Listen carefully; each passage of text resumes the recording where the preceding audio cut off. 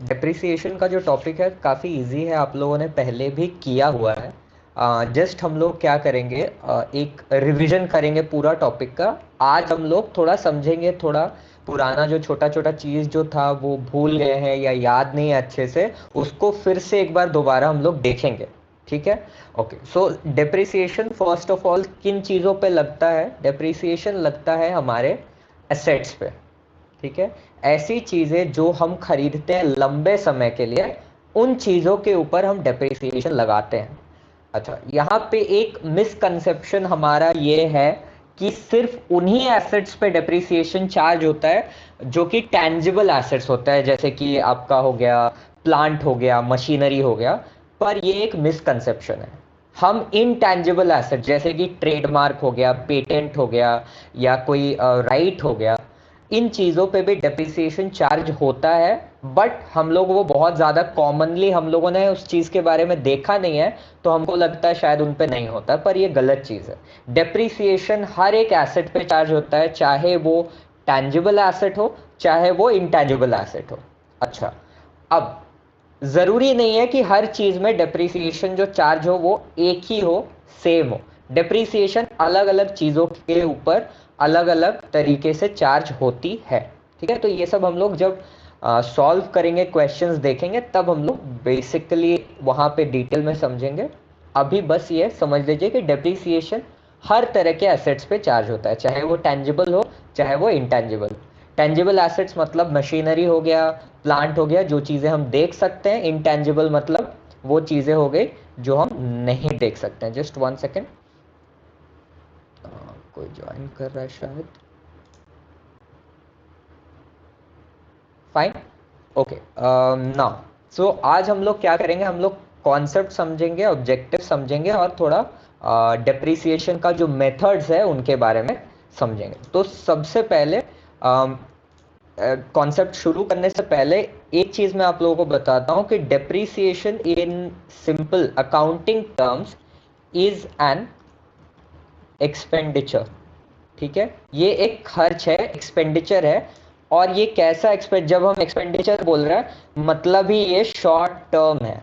ठीक है, this is a short term expenditure. ठीक है।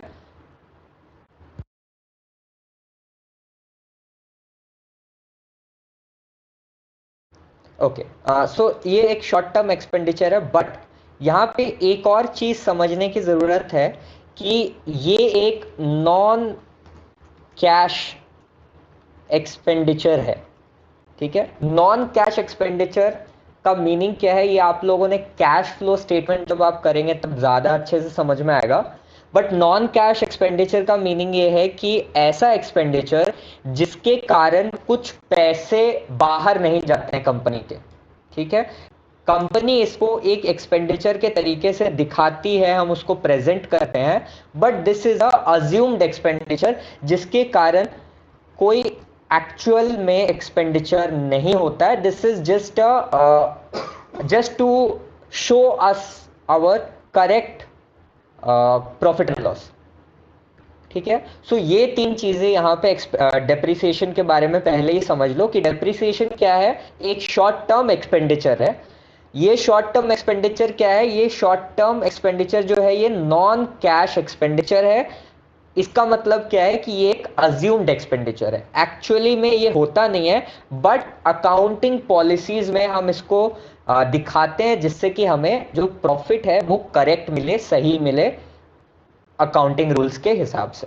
ठीक है, okay. Now coming to the concept, depreciation क्या है? Depreciation is the cost of lost usefulness. मतलब कि कोई भी एसेट अगर हम खरीदते हैं तो वो एसेट एक लिमिटेड टाइम पीरियड के लिए हमारा काम आता है। ठीक है, एक एसेट हम अगर खरीदते हैं तो 5 साल 10 साल के लिए खरीदते हैं, मतलब कि इसका जो यूजफुलनेस है वो 5 साल 10 साल में खत्म हो जाना चाहिए।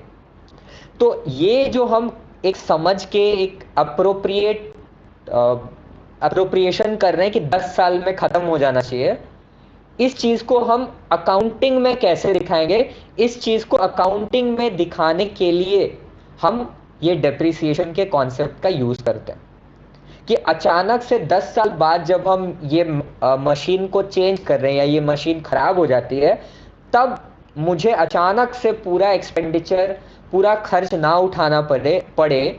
इस कारण से हम छोटे छोटे हिस्से में पैसे जोड़ते रहते हैं पहले साल से। हमने अगर मान लो for example, just one second, okay, for example अगर हमने एक 10 लाख की मशीन खरीद लो, कर दी एग्जांपल डाउन बिलो, ठीक है, 10 लाख की मशीन खरीदी जो कि 10 साल चलेगा, ठीक है, ये जो मशीन है ये 10 इयर्स का इसका लाइफ है। तो 10 साल के बाद ऑब्वियसली हमें एक नई मशीन खरीदनी पड़ेगी जिसका जो कॉस्ट होगा, हम एज्यूम कर लेते हैं कि 10 साल के बाद इसका कॉस्ट 50 लाख रुपए हो जाएगा, ठीक है। तो हम अगर 10 साल के बाद ये मशीन जब खरीदने जाते हैं और हम डेप्रिसिएशन नहीं देते हैं, ठीक है, there is no depreciation, no depreciation, तो हमें 10 साल के बाद इस मशीन को खरीदने के लिए 50 लाख रुपए लगेंगे। बट अगर हम यहां पे डेप्रिसिएशन देते हैं, ठीक है, अगर यहां पे डेप्रिसिएशन हम चार्ज करते हैं पहले साल से, तो हर साल हमारे पास कुछ पैसे जमा हो जाएंगे। तो अगर डेप्रिसिएशन फर्स्ट ईयर से होता है तो हमें एटलीस्ट 10 साल में 10 लाख रुपए तो जमा हो जाएंगे मेरे। क्यों? क्योंकि डेप्रिसिएशन 10 साल में 10 लाख रुपए के आसपास हो जाएगा। तो हमारे पास जब हम 10 साल के बाद नया मशीन खरीदेंगे तो 10 साल के बाद हमें सिर्फ 40 लाख रुपए ही खर्च करना पड़ेगा, एंड ना कि पूरे पैसे 50 लाख रुपए, ठीक है। ये वाला एग्जाम्पल सबको समझ में आ गया है कि मैंने क्या समझाया, या रिपीट करना है? Just quickly tell me.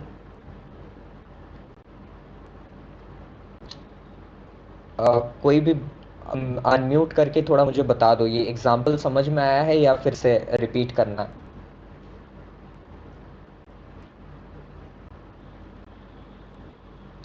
Okay, so I will move on ahead. Simple understanding ये है कि यहाँ पे हम डेप्रिसिएशन इस कारण से चार्ज करते हैं जिससे कि जब ये मशीन, कोई भी मशीन या कोई भी असेट जब हम रिप्लेस कर रहे हो, जब हम उसको खत्म करके वो असेट को बाहर फेंक रहे हो और नया असेट लेकर आए, तब मुझे पूरा खर्च ना उठाना पड़े अचानक से, मेरे पास पहले से ही कुछ पैसे हो और मुझे थोड़ा हेल्प हो जाए वो मशीन को रिप्लेस करने के लिए, ठीक है। So the concept of depreciation is simple, it is just that we are compensating, हम कॉम्पेंसेट कर रहे हैं, हम आने वाले एक्सपेंडिचर का थोड़ा थोड़ा हिस्सा अभी से जमा कर रहे हैं, पहले साल से उसको जमा कर रहे हैं, ठीक है। Okay, so this is your basic concept of depreciation, ठीक है। Now coming to the definition, ये अगर ये पूरा जो कोट्स में दिया गया है, ये डेफिनेशन अगर आप लोग याद करके लिखते हैं, you will get full marks on this, because this definition is a culmination of the entire chapter, ठीक है। पूरे चैप्टर का ये कल्मिनेशन है और पूरा डेप्रिसिएशन को A to Z आपको एक्सप्लेन करता है, ठीक है। So will slowly read this definition. Depreciation is a measure of wearing out, consumption or other loss of value of depreciation asset arising from use, effluxion of time or obsolescence through technology and market changes, ठीक है। एक दो words हैं यहाँ पे difficult वाले हैं, तो I will just go through the words. First of all difficult word यहाँ पे है एफ्लक्शन। एफ्लक्शन मतलब पैसेज, ठीक है। एफ्लक्शन वर्ड का मतलब है पैसेज ऑफ टाइम, समय के पार होने के कारण। फॉर एग्जाम्पल अगर मैं एक सेल फोन खरीदता हूँ, मोबाइल फोन, चाहे वो कितना भी कॉस्टली क्यों ना हो, मान लीजिए मैं एक नया वो OnePlus का फ़ोन खरीदता हूँ 50-60,000 का, ठीक है, और वो फ़ोन को मैं बॉक्स से भी नहीं निकालता हूँ और वो जैसा है वैसा ही मैं रख देता हूँ, क्या उसका वैल्यू आज जितना है 5 साल के बाद भी उतना ही होगा जबकि मैंने उस फ़ोन को यूज़ ही नहीं किया है? ऑब्वियसली नहीं होगा। क्यों? क्योंकि टाइम के पैसेज के कारण भी एक एसेट का वैल्यू गिर जाता है, ठीक है। तो depreciation is given in order to compensate for this passage of time also. ये टाइम के पैसेज के कारण जो वैल्यू कम हुआ किसी एसेट का, उसके कारण हम डेप्रिसिएशन देते हैं। ठीक है, तो डेप्रिसिएशन का पहला है कारण, टाइम पास होने के कारण जो वैल्यू गिरती है किसी एसेट की, उसके लिए हम डेप्रिसिएशन चार्ज करते हैं। दूसरा है ऑब्सोलेंस। ऑब्सोलेंस मतलब किसी चीज का जो यूज है वो खत्म हो जाना, ऑब्सोलीट हो जाना। हम लोग ये वर्ड यूज करते हैं ऑब्सोलीट। ठीक है, तो ऑब्सोलीट का मीनिंग क्या है, किसी चीज का जो यूटिलिटी था वो खत्म हो गया। ठीक है, जैसे कि फॉर एग्जांपल मैंने एक पर्टिकुलर एक पेन खरीदा, बट जब मुझे चाहिए था वो पेन, वो उस समय मैंने नहीं खरीदा, मैंने 2 दिन के बाद खरीदा। तो अब मेरे लिए वो पेन क्या है, ऑब्सोलीट है। क्यों? क्योंकि उस पेन का जो यूज था वो खत्म हो गया। भले मैं और किसी चीज में उसको डाल सकता हूं और किसी चीज में मैं उसको यूज कर लूंगा, क्योंकि पेन है कहीं पे भी यूज हो जाता है, बट हर एसेट इस तरीके का नहीं होता है। मान लीजिए मेरे पास एक अभी डिमांड है एक मास्क बनाने की, 10,000 लाख पीसेस मास्क बनाने का मुझे जरूरत है, और मुझे एक मशीन चाहिए आज। Today I need a machine to make mask, but मुझे ये मशीन अभी नहीं मिलके 2 महीने बाद मिलती है। तो मेरा जो काम था वो तो खत्म हो गया, मतलब ये मशीन अब मेरे लिए ऑब्सोलीट हो गई। क्यों? क्योंकि जिस काम के लिए मुझे वो मशीन चाहिए थी वो खत्म हो गई। तो इसलिए हम क्या बोल सकते हैं कि वो मशीन अब ऑब्सोलीट है, उसका काम खत्म हो गया। तो अब ऑब्सोलीट कैसे हो सकती है कोई मशीन? Changes in technology. जैसे कि मान लीजिए फॉर एग्जांपल एक टाइम पे सीडी जो है, सीडी, फ्लॉपी डिस्क, ये सब बहुत ज्यादा चलती थी। तो एक मशीन खरीदा किसी ने सीडी बनाने के लिए, पर अब धीरे धीरे सीडी का मार्केट ही खत्म हो गया, टेक्नोलॉजी बदल गया। तो अब वो सीडी वाली जो मशीन है उसको कोई काम की नहीं है। तो इस कारण से ऑब्सोलीट कब हो जाती है कोई मशीन? टेक्नोलॉजी के बदलने से या तो मार्केट के बदल जाने से। तो ये मास्क वाला जो एग्जांपल था वो क्या था? मार्केट के चेंजेस के कारण। ये सीडी का जो एग्जांपल था वो क्या था? टेक्नोलॉजी के चेंजेस के कारण। ठीक है, तो कोई भी मशीन ऑब्सोलीट हो जाए टेक्नोलॉजी के बदल जाने के कारण या मार्केट के बदल जाने के कारण, तो हम उसका अकाउंटिंग किस तरीके से करेंगे, उसका वैल्यू को हम किस तरीके से घटाएंगे, वो है आपका डेप्रिसिएशन का जो प्रोसेस है, वो उस कारण से यूज होता है। ठीक है, यहाँ पे वियरिंग आउट का, आई थिंक वियरिंग आउट का मीनिंग सबको पता होगा। वियरिंग आउट मतलब जो यूज होकर वो खत्म हो जाता है, जो घस जाता है कोई चीज। ठीक है, तो wearing out simply means depreciation based on usage. बहुत कोई भी चीज हम यूज करते हैं तो वो घिस जाता है, तो वो है आपका वियरिंग आउट। कंजम्पशन मतलब हम उसको खा लेते हैं या यूज कर लेते हैं, या प्रोडक्शन प्रोसेस में वो खत्म हो जाता है। जैसे कि मैंने ये एग्जांपल पहले भी दिया है कि जब हम कुछ प्रिंट करते हैं तो प्रिंटिंग का जो मशीन होता है उसके ऊपर एक एल्यूमिनियम का एक शीट चढ़ता है, पतला सा, वो प्रिंटिंग के मशीन के ऊपर, जो कि हर 5,000 यूनिट प्रिंट होने के बाद चेंज करना पड़ता है। मतलब कि वो कंज्यूम हो गया, उसको हमने कंज्यूम कर लिया उस पर्टिकुलर चीज को।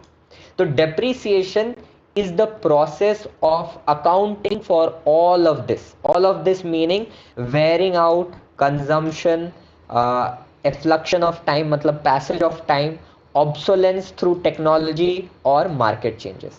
तो इन सारे चीज का अकाउंटिंग हम कैसे करेंगे, that is the process of depreciation. ठीक है, अब कैसे करते हैं अगले पार्ट में दिया हुआ है, let me read from here onwards। ठीक है, depreciation is allocated so as to charge a fair proportion of the depreciable amount in each accounting period during the expected useful life of the asset। ठीक है, ये आपको क्या बता रहा है कि किस तरीके से हम डेप्रिसिएशन को चार्ज करते हैं। तो डेप्रिसिएशन हमको पता है, इन जनरल 11th-12th में भी आप लोगों ने पढ़ा है कि डेप्रिसिएशन हम चार्ज करते हैं हर साल थोड़ा थोड़ा करके। ठीक है, मान लीजिए मशीन का दाम जैसे हमने डिस्कस किया 10 लाख रुपए है, तो हम उस 10 लाख को थोड़े थोड़े पार्ट्स में हर साल हमारे पीएनएल में उसको दिखाते हैं, डेबिट साइड में एज अ एक्सपेंडिचर। तो यही यहाँ पे बोला गया है कि is allocated so as to charge a fair proportion, fair मतलब सही, सही हिस्सा ऑफ द डेप्रिशिएबल अमाउंट, जो कि डिप्रिसिएशन हो रहा है उसको हम हर अकाउंटिंग पीरियड में थोड़ा थोड़ा करके चार्ज करते हैं। कब तक चार्ज करते हैं? जब तक कि ये एक्सपेक्टेड यूजफुल लाइफ होता है इस एसेट का। ठीक है, अब लास्ट वाला लाइन एक जनरल अंडरस्टैंडिंग है, depreciation also includes amortization of assets whose useful life whose useful life is predetermined।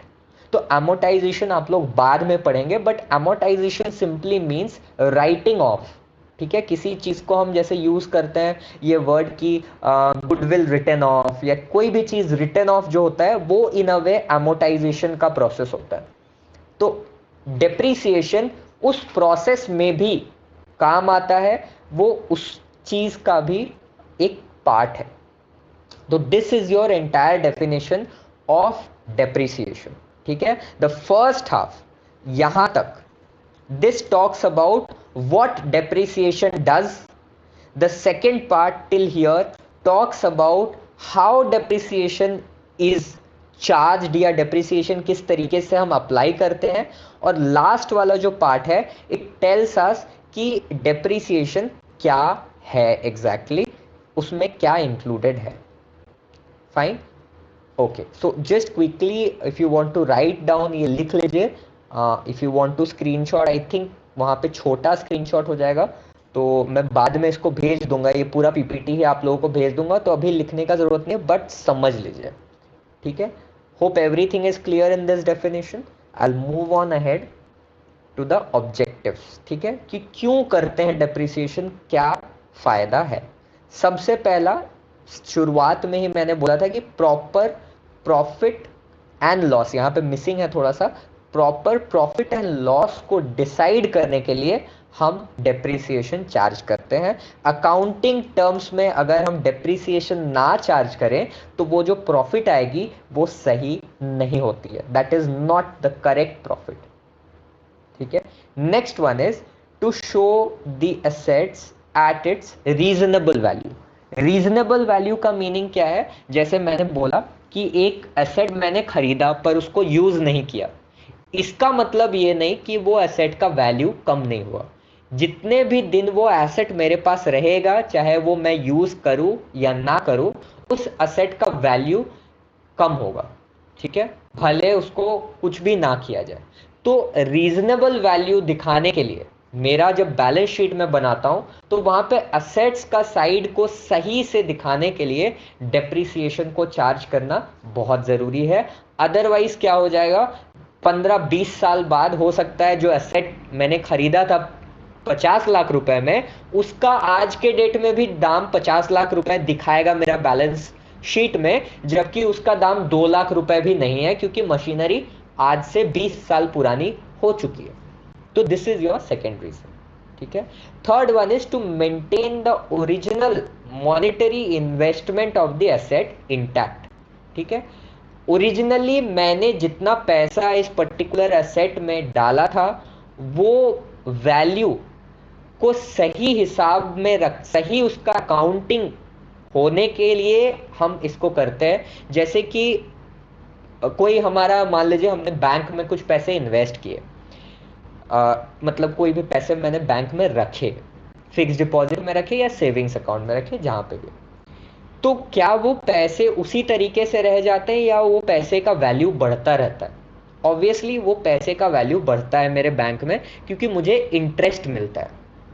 तो ये मेरा अकाउंट, जब मैं स्टेटमेंट निकालता हूँ बैंक से, तो वो वहां पे दिखता है कि अच्छा आपका जो वैल्यू है वो इतना इंटरेस्ट मिला आपको, आज के डेट में इतना है। अब मान लो कि इंटरेस्ट वाला जो वैल्यू है वो दिखाए ही ना, बैंक वाले दिखाए ही ना, बताए ना कि कितना इंटरेस्ट मिल रहा है, तो मुझे पता नहीं चलेगा कि मैंने जितना पैसा बैंक में रखा वो एक्चुअली में उसका वैल्यू बढ़ रहा है, कम हो रहा है, क्या हो रहा है, मुझे पता नहीं चलेगा। सो ये करने के लिए एसेट्स के साथ we do the exact thing, but उसमें हम वैल्यू को माइनस करते हैं। यहाँ पे इंटरेस्ट मिल रहा है तो वैल्यू प्लस हो रहा है, डेप्रिसिएशन एसेट पे हो रहा है तो वैल्यू माइनस होता है। तो वो चीज को सही से दिखाने के लिए we provide this depreciation. Fine, next one, provision of depreciation results in some incidental advantages.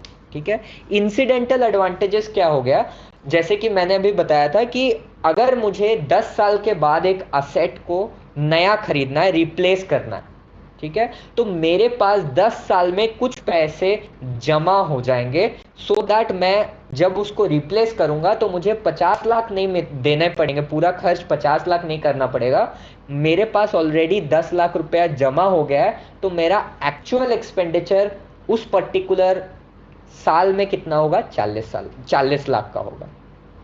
ठीक है, so this is what is the fourth and fifth point combined to provide for replacement of an asset. ठीक है, asset को replace करने के लिए मेरे पास थोड़ा पैसा जमा हो जाएगा। ठीक है, we will have some value with us already. Last point, depreciation is permitted to be deducted from profits for tax purposes. Obviously this is a major reason why depreciation is important, क्योंकि जब हम company का taxation के लिए हमारा accounts बनाते हैं, ठीक है, अकाउंट्स दो तरीके से बनाए जाते हैं, एक अकाउंटिंग प्रोसेस से, दूसरा टैक्स प्रोसेस से। ठीक है, टैक्सेशन जब किसी भी कंपनी के ऊपर टैक्स लगाया जाता है तो उनका अकाउंट टैक्स के नियमों के हिसाब से, टैक्स के रूल्स के हिसाब से फिर से हम बनाते हैं, तो उस समय भी आपका ये depreciation is allowed as a deduction. Fine, so this helps a company pay less taxes, tax कम उसको पे करना पड़ता है अगर उस कंपनी ने डेप्रिसिएशन सही से दिया है, जितना देना चाहिए उतना दिया। ना here you may have a doubt कि अच्छा इसलिए अगर ये है तो डेप्रिसिएशन तो हम 100% भी दे सकते हैं, नहीं, यहाँ पे कुछ रूल्स है डेप्रिसिएशन के कि आपको एक सर्टेन फिक्स्ड वैल्यू पे ही आप डेप्रिसिएशन परसेंटेज जो होता है 10%, 12%, 15%, 25%, ये डेप्रिसिएशन का फिक्स्ड रेट होता है, उससे ज़्यादा नहीं अलाउड होता है। That is the fixed rate of depreciation according to tax rules. Fine, now moving on to the next part. I hope ये वाला ऑब्जेक्टिव सबको समझ में आ गया। Causes of depreciation, basic causes हमने स्टार्टिंग में डेफिनेशन में ही डिस्कस कर लिया है, तो ये वाला चीज आप लोगों को काफी सिंपल पड़ेगा यहाँ पे। Obviously first reason is wear and tear. ठीक है, just one second. What are the causes of depreciation? So the first one is wear and tear. ठीक है, ऑलरेडी डिस्कस्ड इट प्रीवियसली। जब कोई असेट यूज होता है तो वो घसता है, ठीक है, that asset gets used, so that is called wear and tear. Disuse का मतलब है खराब तरीके से यूज होना। ठीक है, उसको बहुत रफली किसी असेट को यूज करने से डेप्रिसिएशन हो सकता है। मेंटेनेंस के लिए डेप्रिसिएशन हम देते हैं, क्यों? क्योंकि समय समय पर हमें कुछ खर्च करना पड़ता है पैसा इस पर्टिकुलर असेट को ऑयलिंग क्लीनिंग के लिए। ठीक है, ऑयलिंग क्लीनिंग हम लोग बोलते हैं, मतलब कि साफ करके इंजीनियर आता है, असेट को देखता है, उसको साफ करता है, धोता है, कहीं पे कुछ पार्ट्स लगते हैं, वो सारी चीज़ों के कारण डिप्रिसिएशन देना ज़रूरी हो जाता है। Changes in production process change हो जाने के कारण, जब पहले कोई एसेट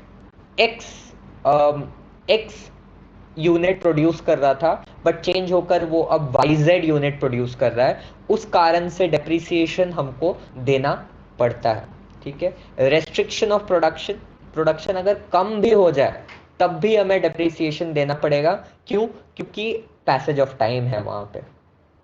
ठीक है, reduce demand, obviously reduce demand है, मतलब ये एसेट जो है वो बहुत समय तक खाली है या कम उसका यूज हो रहा है, उसके कारण भी डेप्रिसिएशन पे करना पड़ेगा।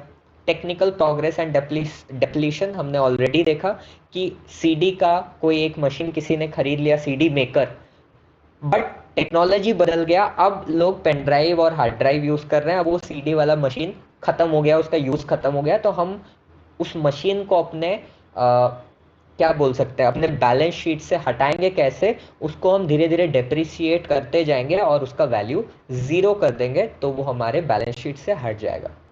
ठीक है, coming to the external factors, obviously obsolescence. ठीक है, ऑब्सोलेंस मतलब उसका यूटिलिटी खत्म हो गया। जैसे कि ये सीडी वाला एग्जांपल, कि अब सीडी का यूज ही नहीं रहा, तो वो मशीन ही बेकार हो गया जो जो मशीन सीडी बना रही थी। एफ्लक्शन ऑफ टाइम, समय के पैसेज के कारण वो पर्टिकुलर मशीन का यूटिलिटी नहीं रहा। जैसे कि एक मास्क मेकर, अभी मुझे चाहिए, मुझे 2 महीने बाद मिलेगा, तो उसका अब कोई यूटिलिटी मेरे लिए नहीं रहा। ठीक है, तो these are some of the causes of depreciation. ठीक है, now this was all of the theoretical part. अभी हमने थ्योरी समझ लिया, डेफिनेशन समझ लिया, कॉजेज समझ लिया, कॉन्सेप्ट समझ लिया, fine. Coming to the practicality, क्योंकि अकाउंट्स में जब हम करेंगे तो थ्योरी ऑब्वियसली इंपॉर्टेंट है, बट प्रैक्टिकल में ज्यादा इंपॉर्टेंस हमें देना पड़ेगा, फाइन। सो कौन सी 3 चीजें हैं जो कि हमारे मेजरमेंट, जब हम डेप्रिसिएशन को मेजर करते हैं, कौन सी 3 ऐसी चीजें हैं जो बहुत इंपॉर्टेंट है या जिसके बेसिस पे डेप्रिसिएशन मेजर होता है, fine. So the first one is total cost of an asset. ठीक है, एक असेट का जो दाम होता है, 10 lakh, 20 lakh, 50 lakh, 1 crore. So the cost at which we are purchasing the asset, that is the first thing which is important to measure depreciation. ठीक है, the second one is estimated useful life और इकोनॉमिक लाइफ और service life of this asset. हर asset के लिए ये चीज given होता है। ऑब्वियसली ये 100% करेक्ट नहीं होता है, क्योंकि notice that it is given as estimated. Estimated का मीनिंग हमें लगता है, अनुमानित। ठीक है, वी थिंक कि ये एसेट इतने दिन चलेगा, 2 महीना, 2 साल, 10 साल, 20 साल, 50 साल। ऐसे भी मशीन्स हैं जो 50 साल चलती हैं, कोई बड़ी बात नहीं है। तो एस्टिमेटेड लाइफ, कि ये मशीन कब तक हमें फायदा दे सकता है, या जिस कारण से इस मशीन को खरीदा गया है वो कारण ये मशीन कब तक सॉल्व करेगा। इकोनॉमिक लाइफ मतलब कि वो मशीन कब तक मुझे इकोनॉमिक बेनिफिट्स प्रोवाइड कर सकता है। ठीक है, एक एग्जांपल यहाँ पे छोटा सा मैं लेता हूँ ये इकोनॉमिक लाइफ को एक्सप्लेन करने के लिए। एक मशीन है जो 10 साल पुरानी है, ठीक है, उस पे प्रति महीना मुझे 10,000 रुपए खर्च करना पड़ता है उस मशीन को चलाने के लिए। ठीक है, जब वो मशीन चलती है तो जो सामान बनता है वो सामान को मैं 5,000 रुपए में बेच पाता हूं। ठीक है, मतलब कि जितना मैं इस मशीन पे डाल रहा हूं पैसे, उससे कम फायदा मुझे ये मशीन प्रोवाइड कर रही है। 10,000 रुपए मैं खर्चा कर दे रहा हूं इस मशीन को चलाने के लिए, पर चलाने के बाद जो सामान बन रहा है वो मैं सिर्फ 5,000 में बेच पाता हूं। मतलब कि इस मशीन का सर्विस लाइफ तो है अभी भी, मतलब कि वो मशीन काम तो कर रही है, वो सर्विस तो दे रही है, वो प्रोडक्शन तो कर रही है, लेकिन उसका इकोनॉमिक लाइफ खत्म हो गया। वो उसका अब इकोनॉमिक वैल्यू कुछ भी नहीं है, क्योंकि जितना पैसा मैं उस पर डालता हूं उससे कम फायदा, कम economic benefit, less economic benefit मुझे इस मशीन से मिल रहा है। So this is what it means to have economic life. तो हरदम जरूरी नहीं है कि सर्विस लाइफ ही जरूरी है, इकोनॉमिक लाइफ को भी कंपेयर करना जरूरी है। सर्विस लाइफ मतलब कि मशीन कब तक चलेगी, पर चलना ही सिर्फ एनफ नहीं है, इकोनॉमिकली चलना चाहिए। कि जितना मैं पैसा डाल रहा हूं इस मशीन को चलाने के लिए, that should always be less than the benefit that I am getting. कि मैं 2,000 रुपए डालता हूं एक मशीन को चलाने के लिए, और 2,000 से मुझे 5,000 रुपए का फायदा मिलता है, तो दिस इज स्टिल इकोनॉमिक, क्योंकि 2,000 पे मुझे 5,000 मिल रहा है। Fine, okay, now last point is the estimated turn in value. Turn in मतलब रेसिडुअल, और यहाँ पे एक और वर्ड जनरली 11th 12th में आप लोग यूज करते हैं, स्क्रैप वैल्यू। ठीक है, स्क्रैप वैल्यू का मीनिंग क्या है? स्क्रैप वैल्यू, रेसिडुअल वैल्यू और टर्न इन वैल्यू तीनों ही सेम चीज का रेफरेंस है। इट सिंपली मीन्स कि जब मशीन खत्म हो जाएगी, जब उसका इकोनॉमिक लाइफ या सर्विस लाइफ खत्म हो जाएगा और हम उसको बेचना चाहेंगे, if you want to sell this machine, तो मुझे कितना पैसा मिल सकता है।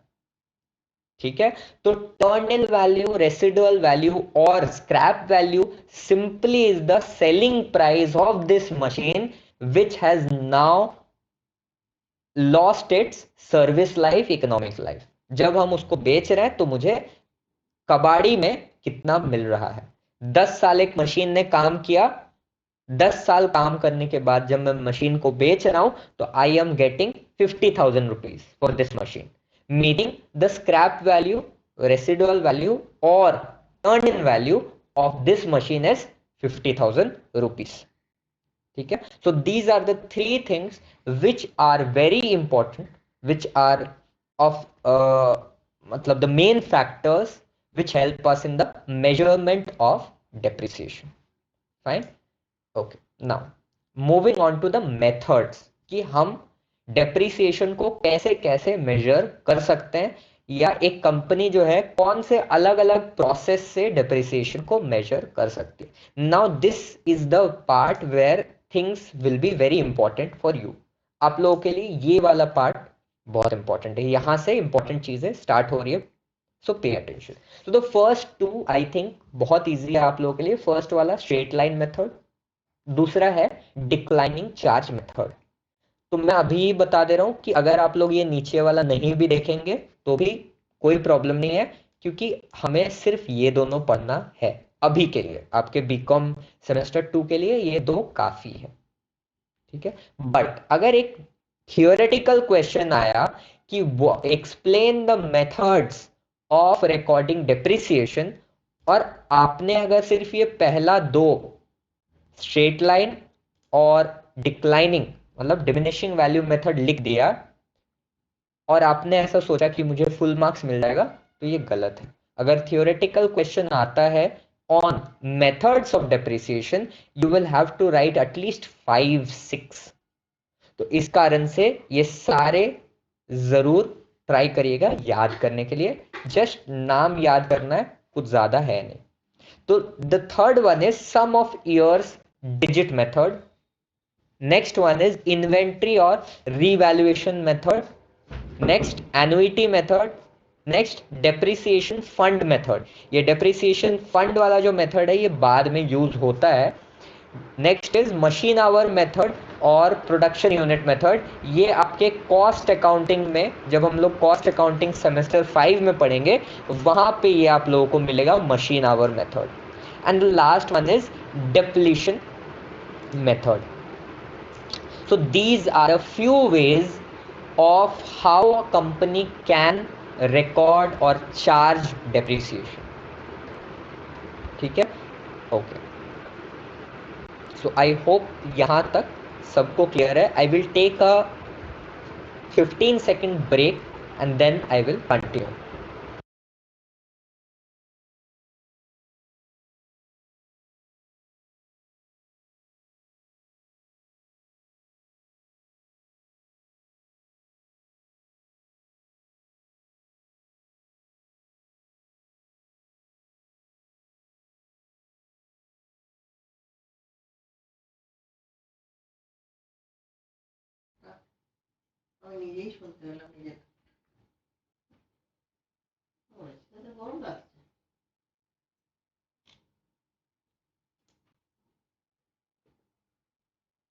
Okay, so let us continue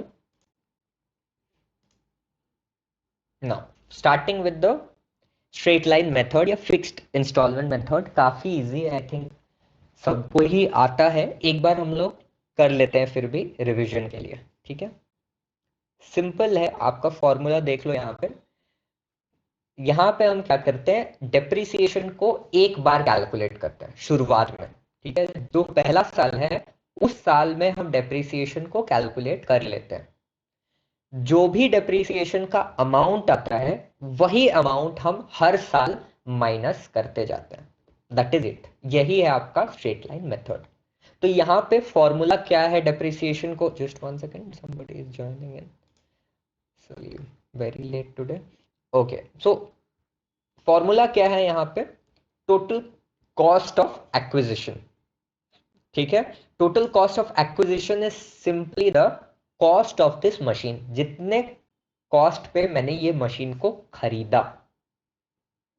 minus the residual value, और यहां पे और कर देते हैं, और द स्क्रैप वैल्यू। मतलब कि जब हम इस मशीन को बेचेंगे तो मुझे कितना पैसा मिलने का उम्मीद है, चांसेस है, and divided by the estimated life of this machine. This is the formula for depreciation. This is the formula for depreciation. ठीक है,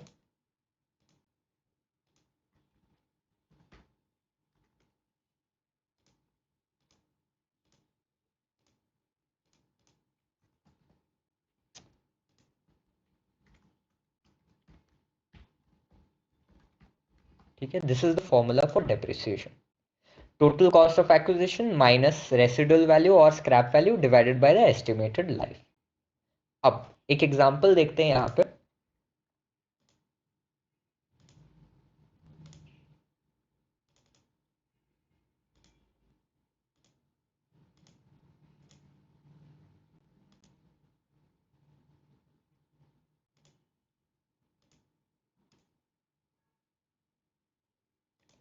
just a second. Okay, so let's see an example here. एक machine है जिसका cost है, cost of acquisition is 10 lakh rupees. ठीक है, then scrap value, scrap value is 50,000। ठीक है, and estimated life is 10 years।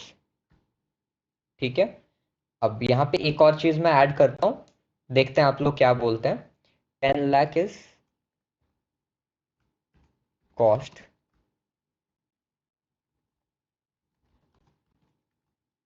Loading and,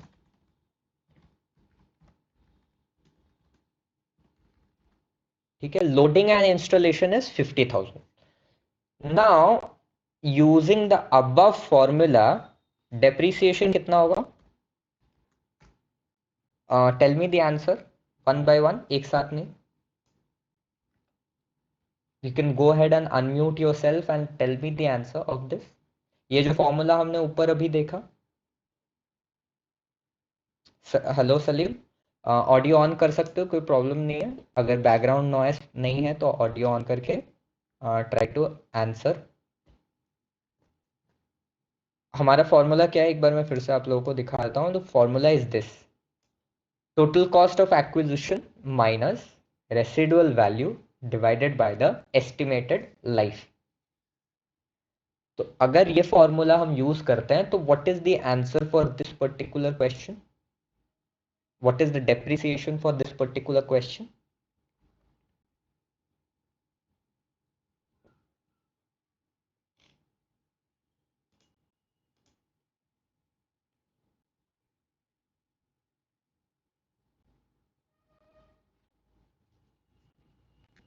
काफी इजी क्वेश्चन है, आई थिंक आना चाहिए। Okay, 1 lakh, perfect. Anybody else? अच्छा, आशु ने आंसर दिया 1 लाख। ठीक है, करेक्ट है। जिसका आंसर नहीं आया 1 lakh, for them I will explain just quickly. यहाँ पे see the formula is not the cost of the machine.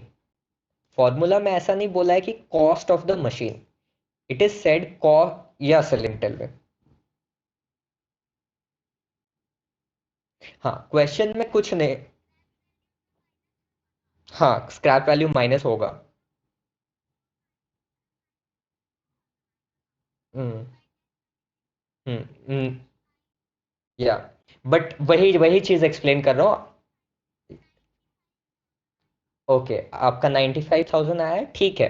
But एक एक बारीकी है जो आप मिस कर रहे हैं। Let me just point out that mistake here. Look at the formula. Formula को एक बार देखिए, यहाँ पे लिखा है फॉर्मूला में टोटल कॉस्ट ऑफ एक्विजिशन। ठीक है, यहाँ पे ऐसा नहीं लिखा हुआ है कि total cost of the machine. ठीक है, टोटल कॉस्ट ऑफ एक्विजिशन का मतलब है कि वो मशीन को खरीदने और वो मशीन को चलवाने के लिए, वर्किंग कंडीशन में लाने के लिए जो खर्चा हुआ है। ठीक है, तो यहां पे नोटिस करो, कॉस्ट मशीन का है 10 लाख, पर उस मशीन को वहां, मशीन के जहां पे इंस्टॉलेशन होने वाला है वहां तक लाने के लिए और इंस्टॉल करने के लिए 50,000 रुपए और लगे हैं। मतलब उस मशीन को चलाने के लिए, उस मशीन को शुरू करने के लिए 50,000 रुपए और लगे हैं। तो that is why this cost is part of your cost of acquisition. भले ही ये कॉस्ट ऑफ मशीनरी नहीं है, बट जब हम फॉर्मूला देखते हैं वहां पे कॉस्ट ऑफ मशीनरी लिखा नहीं है, वहां पे कॉस्ट ऑफ एक्विजिशन लिखा है। मतलब कि ऐसे कोई भी खर्चे जो कि मशीन को चलाने के स्थिति तक पहुंचाने के लिए लगता है। मशीन अगर हम खरीदेंगे, खरीदने के बाद उस मशीन को हमारे फैक्ट्री तक लाना पड़ेगा, उस मशीन को हमारे फैक्ट्री में लाने के बाद उसको जोड़ना पड़ेगा, इंस्टॉल करना पड़ेगा, एक इंजीनियर आएगा जो इंस्टॉल करेगा। तो ये सारे खर्चे भी उसमें इंक्लूडेड होते हैं और वो खर्चे भी हम कंसिडर करेंगे। That is why I gave you this question. Cost of acquisition will involve all of such expenses which are incurred to make a machine in a working condition। Working condition में लाने के लिए जितने भी खर्चे होंगे। तो यहां पे कितना है हमारा, cost of acquisition is 10 lakh plus 50,000, and उसके बाद हम माइनस करेंगे रेसिडुअल वैल्यू या स्क्रैप वैल्यू जो कि है 50,000। Got it? So cost of acquisition वाला चीज याद रखना, ध्यान रखना कि मशीन को खरीदने के लिए जो खर्च हुआ है उसके अलावा मशीन को वर्किंग कंडीशन तक पहुंचाने के लिए जो भी एक्सपेंडिचर होगा, सारी चीजें इंक्लूड करके कॉस्ट ऑफ एक्विजिशन आता है। ठीक है, is it clear with everybody? सारे लोगों का क्लियर है? Okay, perfect perfect. हाँ, तुम लेट से आए हो, ठीक है। एक बार मैं बाद में एंड में तुमको थोड़ा स्टार्टिंग का जो हुआ था वो करा दूंगा। डेप्रिसिएशन कुछ भी नहीं है, डेप्रिसिएशन इज सिंपली, हम लोग क्या करते हैं, कोई भी एसेट होता है उस एसेट का वैल्यू हम हर साल थोड़ा थोड़ा कम करते हैं, दैट इज डेप्रिसिएशन। तो उसका जो मेथड्स, हम्म, ओके। स्क्रैप वैल्यू किसको समझ में आ गया है? कोई इस ये आंसर देना चाहता है इस चीज का? जूही, आपको ट्राई करना है स्क्रैप वैल्यू का आंसर देने के लिए?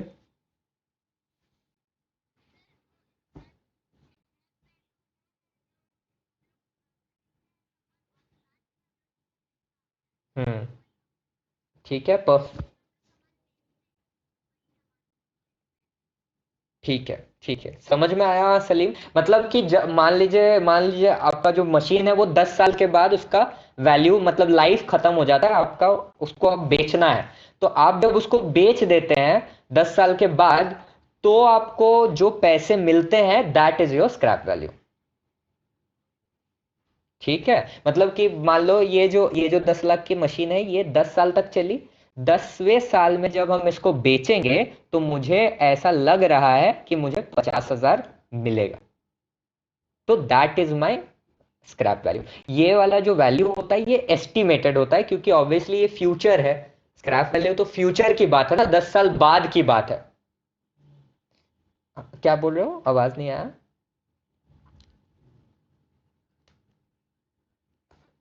हम्म, हाँ, हो सकता है, यही तो यही बोल रहे हैं कि ये एस्टिमेटेड वैल्यू है, जरूरी नहीं है कि इतने में ही एक्चुअली में बिकेगा, बट ये एक एस्टिमेटेड वैल्यू है। ठीक है, ये मान लिया जाता है कि इतने में बिकेगा। क्यों? क्योंकि हमें डेप्रिसिएशन का कैलकुलेशन करना है, तो वो नहीं मानेंगे तो हम कैलकुलेट नहीं कर सकते। क्योंकि अभी पिछले स्लाइड में हमने देखा है कि तीन चीजें जो डेप्रिसिएशन का कैलकुलेशन के लिए बहुत जरूरी है, उसमें से थर्ड वाला ये स्क्रैप वैल्यू है। तो ये नहीं मिलेगा तो हम कैलकुलेट ही नहीं कर सकते डेप्रिसिएशन, तो इस कारण से हम उसको अज्यूम कर लेते हैं। ठीक है, okay, now moving on. Advantages disadvantages मैं बहुत ज़्यादा डिस्कस नहीं करूंगा, एक एक पॉइंट मैं स्ट्रेट लाइन का डिस्कस कर देता हूँ।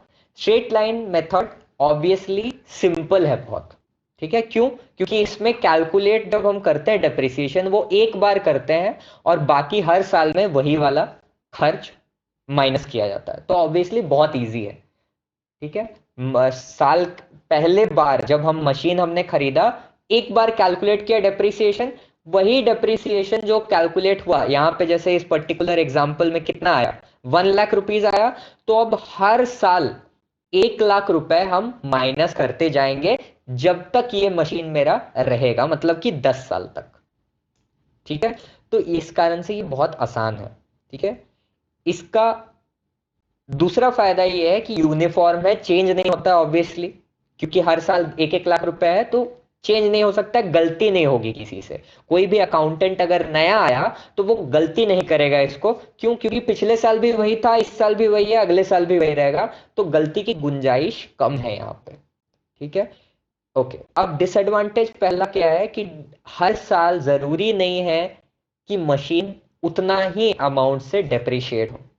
जब कोई मशीन नहीं रहती है, ठीक है, कोई मशीन मैंने आज ही इसी साल खरीदा है, तो पहले साल में वो मशीन बहुत ज्यादा डेप्रिशिएट नहीं होती है, ठीक है। लेकिन बाद के सालों में हो सकता है वो मशीन क्योंकि पुरानी हो गई है तो बहुत ज्यादा उसमें वियर एंड टियर हो रहा है या बहुत ज्यादा उसमें खर्च लग रहा है, तो बाद के सालों में ज्यादा हो सकता है वियर एंड टियर हो रहा है, लेकिन हम उसको कैलकुलेट यहां नहीं कर सकते क्योंकि यहां हर साल एक स्टैंडर्ड, एक फिक्स्ड अमाउंट ही हमें डिप्रिसिएशन चार्ज करना पड़ रहा है, ठीक है। तो ये एडवांटेज डिसएडवांटेज हो गया, थियोरेटिकल पार्ट है, बहुत ज्यादा इंपॉर्टेंट नहीं है। Now moving on to the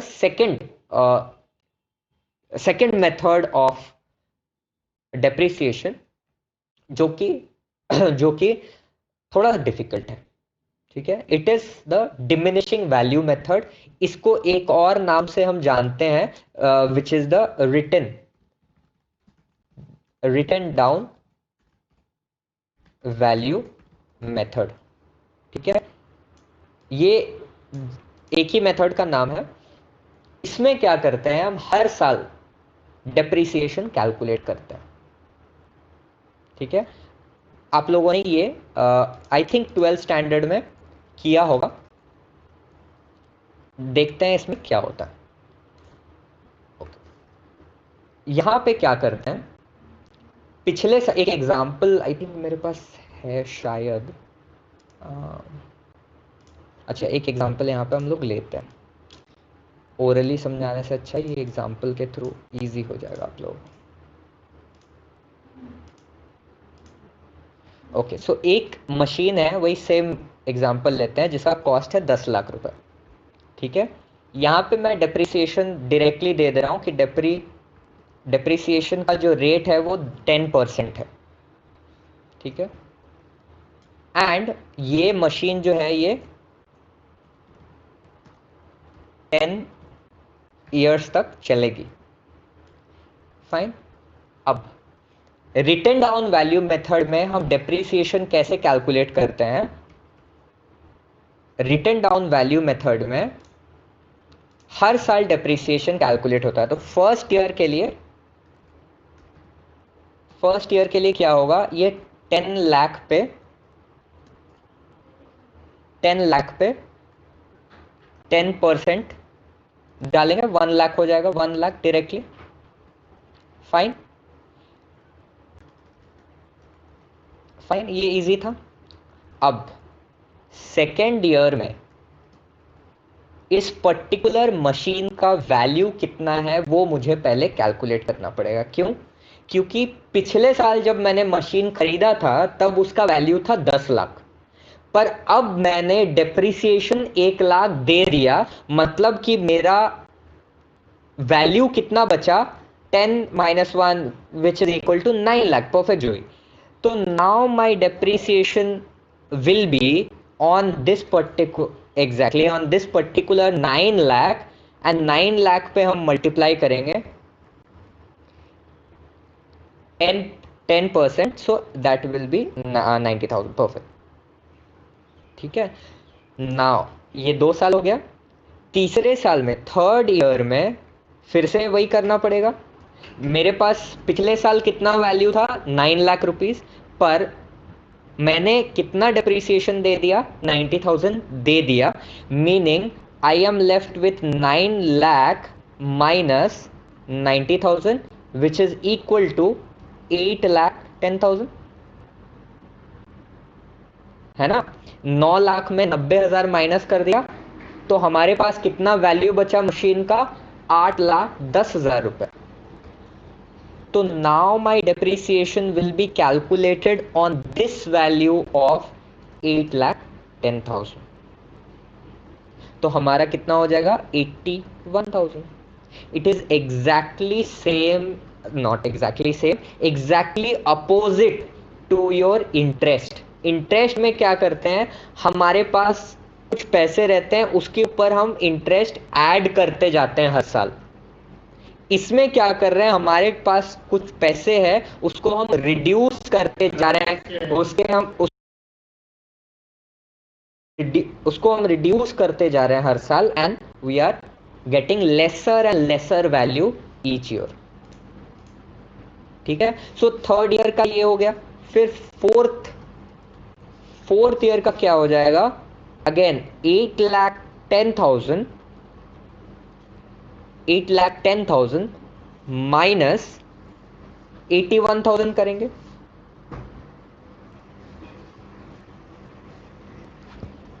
81,000 करेंगे which will be equal to 7,29,000। तो this is my value, this is the value of the machine at the end of, sorry, at the beginning of the fourth year.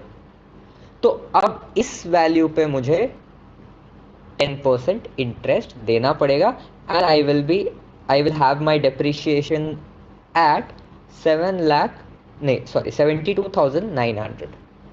So this is how it will go ahead. ठीक है, when we have written down value method, two things will be given. First is your depreciation percentage, mostly given रहेगा, आपको इस तरीके से calculate नहीं करना पड़ेगा जैसे यहाँ पे आपने स्ट्रेट लाइन में कैलकुलेट किया था। The second thing which will be given is कि कब तक आपको कैलकुलेट करना है, कि पहले 2 साल का करना है, पहले 3 साल का करना है, एंड दैट्स इट। ऐसा नहीं है कि 10 साल 15 साल का रहेगा, नहीं रहेगा, मोस्टली 3 साल 4 साल का ही रहेगा। ठीक है, so this is your written down value method और डिमिनिशिंग वैल्यू मेथड। दोनों ही सेम चीज है, दो अलग अलग नाम यूज किए जाते हैं। ठीक है, होपफुली ये क्लियर है। किसी को डाउट है कि ये कैसे हुआ? Anybody has any doubt in this? Okay. Okay, so moving on. Advantages, यहाँ पे सबसे पहला चीज कि ये टाइम का यूज करता है कि शुरुआत में डेप्रिसिएशन आपका ज्यादा कैलकुलेट होगा, बाद में कम कैलकुलेट होगा। वो वैल्यू के अकॉर्डिंग डेप्रिसिएशन को भी एडजस्ट करता है। ठीक है, the depreciation gets adjusted over time. Fine. Method काफी सिंपल है compare to the other one. आप सिंपल स्ट्रेट लाइन मेथड से कंपैरिजन करोगे तो ऑब्वियसली थोड़ा डिफिकल्ट है, बट बाकी मेथड से अगर कंपैरिजन करेंगे तो it is still simpler, and this is one of the most popular methods of calculating और एलोकेटिंग डेप्रिसिएशन। ठीक है, यहां पे अगर रेसिडुअल वैल्यू नहीं है तो थोड़ा कॉम्प्लिकेटेड हो जाता है लास्ट के सालों में, बट वो आप लोगों को कभी दिक्कत वैसा नहीं होगा क्योंकि आप लोगों को वही पहला शुरुआत का 3 साल 4 साल ही मोस्टली क्वेश्चन में आएगा। So these are the advantages, disadvantages, that's it. ठीक है, ये सम ऑफ इयर्स डिजिट आप लोगों के लिए नहीं है, so I'll not be discussing this. That is basically it for today. I feel simple एक इंट्रोडक्शन था। कल से हम लोग वो अकाउंटिंग स्टार्ट करेंगे कि अकाउंट्स में किस तरीके से हम उसका अकाउंट बनाते हैं, डेप्रिसिएशन का अकाउंटिंग किस तरीके से करते हैं। This was just a basic introduction about the terms, terminologies and किस तरीके से कैलकुलेट करते हैं हम डेप्रिसिएशन को, the definition, the concept, the reasons for depreciation, the advantages, that is it. Hopefully आप लोग सबको समझ में आ गया है। And tomorrow we will start with the accounting of depreciation. वहाँ पे हम लोग फिर देखेंगे कि किस तरीके से हम अकाउंट्स बनाते हैं डेप्रिसिएशन का, एक्यूमुलेटेड डेप्रिसिएशन का, किस तरीके से माइनस करते हैं, वगैरह वगैरह। ठीक है, ये रिपीटेशन है, 11th-12th में भी इस तरीके की चीज़ें आप लोगों ने किया है। सो बहुत ज़्यादा डिफिकल्ट चैप्टर नहीं होना चाहिए। आई होप सब लोग को ईजी ही लगेगा। Fine, okay. anything else that you want, that anybody else wants to talk about? सारे लोग हैं यहाँ, 5-6 जन हैं, so you can discuss it if you want.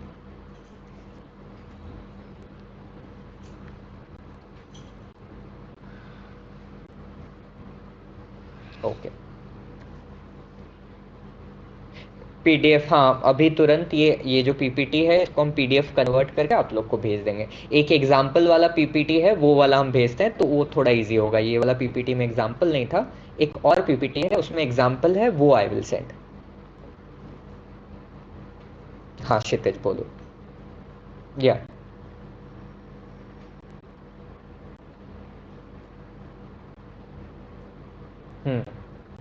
हाँ, या ओके, गुड क्वेश्चन, परफेक्ट। या ओके ओके ओके, चेंज हो सकता है। या हम्म ओके, हम्म ओके ओके, अंडरस्टैंड, अंडरस्टैंड। अच्छा, ठीक है, हम समझ गए क्वेश्चन तुम्हारा। सबको क्वेश्चन आई थिंक ये हुआ होगा। सो यहाँ पे आंसर बहुत सिंपल है, क्षितिज। अंडरस्टैंड दैट कि परसेंटेज सेम है, डेप्रिसिएशन सेम नहीं है। ठीक है, अगर देखो जैसे हम लोगों ने ये, एक second just I will show you this particular, ये क्लियरली दिख रहा है, ये जो टेबल है यहाँ पे। ओके, यहाँ पे देखो डेप्रिसिएशन जो है पहले साल में है 1 लाख, दूसरे साल में है 90,000, तीसरे साल में है 81,000, फोर्थ ईयर में 72,900 है। तो depreciation is not the same, depreciation हर साल अलग है, the rate of depreciation is the same. Did you get it? Rate of depreciation यहाँ सेम है, डेप्रिसिएशन सेम नहीं है, डेप्रिसिएशन अलग है हर साल। तो वही बस है बात। तुम्हारा जो डाउट है वो यहाँ पे एक बेसिक तुम कॉन्सेप्ट भूल जा रहे हो कि रेट सेम होने का मतलब ये नहीं कि वैल्यू सेम होगा। हमें मतलब किससे है? हमें वैल्यू से मतलब है, रेट से मतलब नहीं है। रेट तो एक हम बस दे रहे हैं वो एग्जाम्पल के लिए, और एक फिक्स्ड रेट होता है जिससे कि कैलकुलेशन आसानी से हो जाए। हर साल अगर रेट चेंज हो जाएगा तो वो फिर कंफ्यूजिंग हो जाएगा, वहां पे फिर अकाउंटिंग के जो रूल्स है, लॉज है, वो फिर गड़बड़ होने लगेंगे। अकाउंटिंग रूल्स के अंदर आता है डेप्रिसिएशन, अकाउंटिंग स्टैंडर्ड 6 में, तो हम हर साल उसको चेंज नहीं कर सकते हैं। हम हर साल डेप्रिसिएशन का जो परसेंटेज है वो चेंज नहीं हो सकता है, ठीक है। But depreciation is different every year under written down value method. तो हमें परसेंटेज डेप्रिसिएशन से कोई मतलब नहीं है, वो तो बस कैलकुलेशन करने के लिए यूज होता है।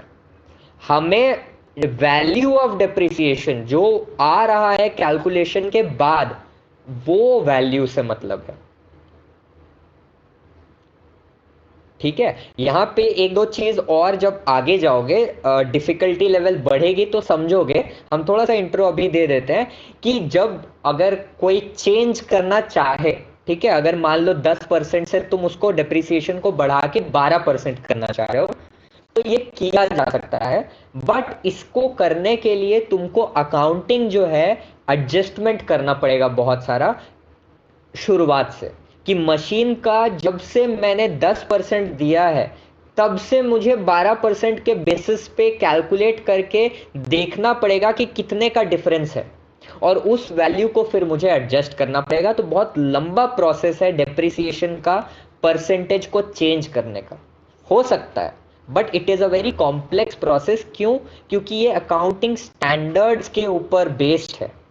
ये ऐसा नहीं कि कंपनी खुद से डिसाइड करती है, ये अकाउंटिंग स्टैंडर्ड्स के बेसिस पे डिसाइड होता है।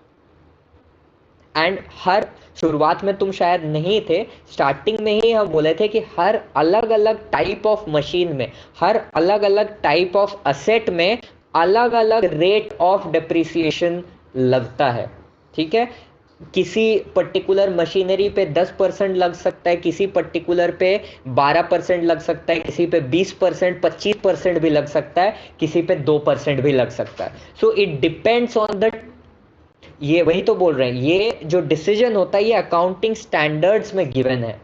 ये कुछ रूल्स रेगुलेशंस के बेसिस पे ये डिसाइड होता है and it is very fixed. ये ऐसा नहीं है कि एक कंपनी चाहे तो अरे इस साल हम इतना चार्ज करेंगे, ऐसा नहीं है। It is a very fixed process and अगर तुम्हें चेंज करना है तो उसके लिए बहुत लंबा रूल्स रेगुलेशंस हैं एंड आपको पिछले 10 साल से आना पड़ेगा रेक्टिफाई करते हुए अगर आपने चेंज किया। अगर 10 से मैंने 12 कर दिया तो मुझे पिछले 10 साल का 12% करना पड़ेगा। सारा जितना भी 10% पे हुआ है सबको 12% करके चेक करना पड़ेगा और उसको एडजस्ट करना पड़ेगा इस पर्टिकुलर साल में, करंट ईयर में जिसमें मैंने चेंज किया। तो वो आगे का एडवांस्ड प्रोसेस है, वो अभी तुम लोग नहीं कर सकोगे, है भी नहीं तुम्हारे इसमें। सो इसीलिए जो सीए जो करता है, दैट इज वाई सीए का काम और सीए पास करना भी डिफिकल्ट क्यों है, क्योंकि सीए लोग को ये चीजें करनी पड़ती हैं। तो it is a very long lengthy and complicated process just to change a small depreciation percentage from 10 to 12। ठीक है, बट आप लोगों के लिए अभी बस इतना समझना है कि जो डेप्रिसिएशन का परसेंटेज होता है वो अकाउंटिंग स्टैंडर्ड्स के हिसाब से सेट किया जाता है और वो फिक्स्ड रहता है। चेंज किया जा सकता है बट उसके लिए लेंदी प्रोसेस है। आप लोग जब इसके बाद अगले लेवल पे उठेंगे, नेक्स्ट मे बी सेमेस्टर 4, 5 या एमकॉम में जाएंगे, देयर यू विल लर्न कि ये चेंज का प्रोसेस क्या है, चेंज के प्रोसेस में एडजस्टमेंट क्या होता है वगैरह वगैरह। ये आप लोग अगर सीए करते हैं तो इंटरमीडिएट आईपीसीसी वाला जो लेवल है वहाँ पे ये चीज़ें होती हैं। ठीक है, ओके, एनी, ठीक है, क्लियर है क्षितिज? मतलब I think I was able to explain your doubt. Okay, okay. Any other doubt or anything else that anybody wants to discuss apart from this chapter topic? Okay, okay. ठीक है, so I will end today's class.